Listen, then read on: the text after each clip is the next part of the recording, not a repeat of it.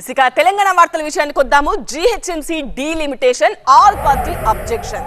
జీహెచ్ఎంసీలో డివిజన్ల విభజన అశాస్త్రీయంగా అసంబద్ధంగా ఉంది అంటూ నగర ప్రజాప్రతినిధులు అభ్యంతరం వ్యక్తం చేశారు. విపక్ష పార్టీల నేతలు నిరసన గళం వినిపించారు. డీలిమిటేషన్ ప్రక్రియను తక్షణమే నిలిపివేయాలని డిమాండ్ చేశారు. వార్డుల డీలిమిటేషన్ జీహెచ్ఎంసీలో పొలిటికల్ రచ్చ రేపింది. 150 డివిజన్లను అశాస్త్రీయంగా 300కి పెంచారంటూ అన్ని పార్టీల ప్రజాప్రతినిధులు ఆందోళన వ్యక్తం చేశారు. జీహెచ్ఎంసీ మేయర్ గద్వాల విజయలక్ష్మిని, జీహెచ్ఎంసీ కమిషనర్ కర్ణన్ని వేరువేరుగా కలిసి ఫిర్యాదులు చేశారు కాంగ్రెస్, బీఆర్ఎస్, బీజేపీ నేతలు. జీహెచ్ఎంసీ డివిజన్ల డీలిమిటేషన్ ని పునఃపరిశీలించారన్నారు ఎమ్మెల్యే దానం నాగేందర్. కార్పొరేటర్లు ఎమ్మెల్యేలకు సమాచారం లేకుండానే ఈ విభజన చేశారన్నారు. ఆమె బాధ్యత ఉండే మాకు నోటీస్కు తీసుకురావాల్సింది. ఆమె తేలేదు కాబట్టి అందరు కార్పొరేటర్స్కి ఒక ఆవేదన గురయ్యారు. కానీ అందరి యొక్క అభిప్రాయాలు తీసుకోవాల్సినటువంటి అవసరం ఉంది అనే ఆవేదన తప్ప ఇది పెరుగుతుంది అనే దానికి మాకు ఆబ్జెక్షన్ లేదు.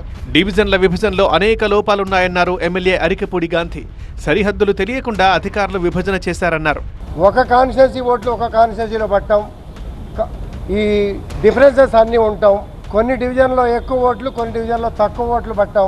అన్ఈవెన్ షేపుల్లో కొన్ని డివిజన్లు జరిగినాయి అనే ఆవేదన చాలామంది కార్పొరేటర్స్లో ఉంటాం. వీటన్నిటినీ సరిచేయాలి. ఇక్కడ ఓట్లు వేరే ప్రాంతంలో పడి వేరే ఓట్లు ఇక్కడ ఉన్నాయి. ఇటువంటి అన్నింటినీ కూడా మోడిఫికేషన్ చేయాలా. జీహెచ్ఎంసీ డివిజన్ల విభజనలో కుట్ర దాగుందన్నారు బీఆర్ఎస్ నేతలు. మీ అడ్మినిస్ట్రేషన్ లోపల ఈ 300 డివిజన్లకు సరిపడే అటువంటి స్టాఫ్ ఉన్నదా అది చూసుకుండ్రా. అది కదా హరిభరిగా ఏదో 300 డివిజన్ అనౌన్స్ చేస్తా కాదు కదా. కీసర ముంచి జిహెచ్ఎంసీలో కలిపారు. ఇంకా రైతులు ఉన్నారు, పెంకుటిళ్ళు ఉన్నాయి, మోరీలు సరిగా లేవు, బాత్రూమ్ సరిగా లేవు. దాన్ని తీసుకుపోయి జిహెచ్ఎంసీలో కలిపిరా. ఆడ ఫైనాన్షియల్ సిటీలనేమో 177 కోట్లు పోతుంది, మా కీసర్లేమో ₹1 కోటి పోతుంది. దానికి దీనికి వ్యత్యాసం ఎట్లయితుందా?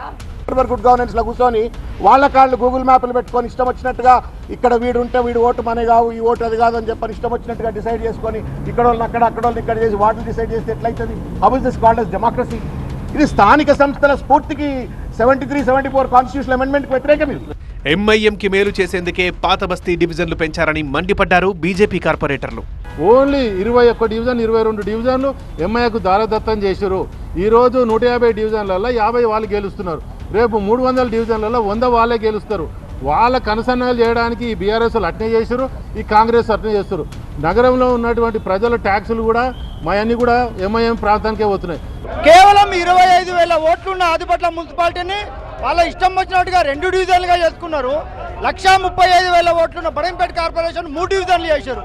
ఇది ఎట్లా సాధ్యమవుతుంది అంటే చెప్పి మేము ఆల్ పార్టీతో అందరం కలిపి కూడా ఈరోజు జిహెచ్ఎంసీ కమిషనర్ గారికి వినతి పత్రం ఇవ్వడం జరిగింది. డీలిమిటేషన్ ని నిరసిస్తూ అన్ని పార్టీల కార్పొరేటర్లు ఆందోళనకు దిగారు.